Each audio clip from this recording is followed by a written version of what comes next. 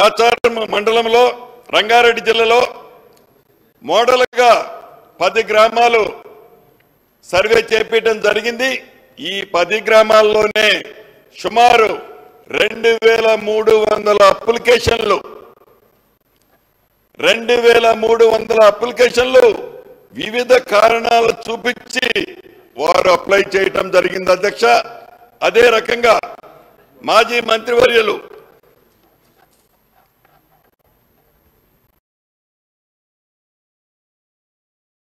నాగార్జున సాగర్ కాన్స్టిట్యున్సీలో కూడా నిన్ననే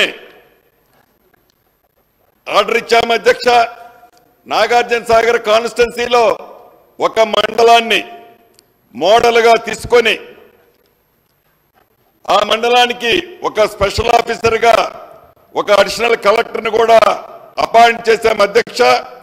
చేసి ఈ పొరపాట్లు ఏవైతే ఉన్నాయో ఈ పొరపాట్లని ఎలా సరిదిద్దితే భవిష్యత్తులో ఇబ్బంది జరగకుండా ఉంటుంది అనేది ఆలోచనతో ఒక మోడల్గా 2 మండలాలని ఫైనల్ చేశాం.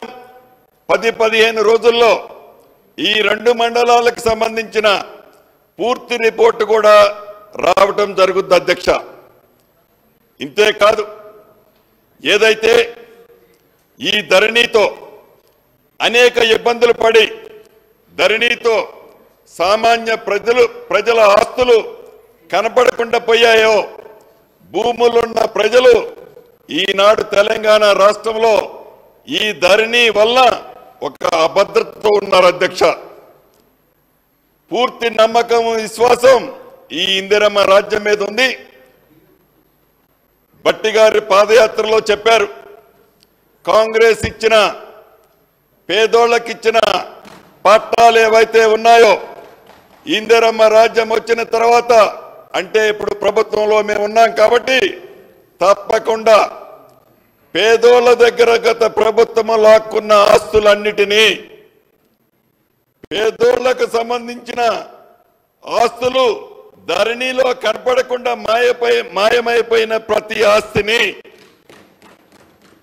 పేదోళ్లకు సంబంధించిన ఆస్తులు దొరలకు ఎవరైతే పేర్లతో వెళ్ళాయో ఆ ఆస్తులని తప్పకుండా పేదోళ్లకు పంచేదే ఈ ఇందిరమ్మ రాజ్యం యొక్క ముఖ్య ఉద్దేశం అధ్యక్ష.